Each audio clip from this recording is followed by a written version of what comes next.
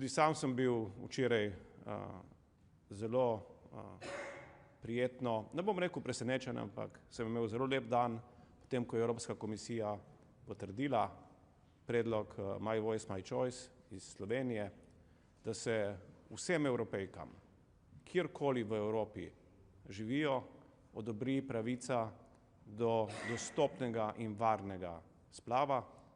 To je pravica, ki jo najini državi imata zapisani, pri nas v ustavo, pri vas tudi, medtem ko marsikje po Evropi žal to ni niti približno samoumevno, ampak od včeraj naprej je postalo to dostopno.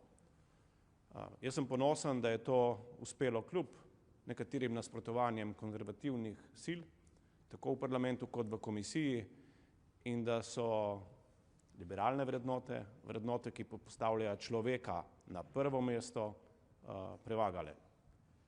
Hvala za sodelovanje in podporo v tem procesu.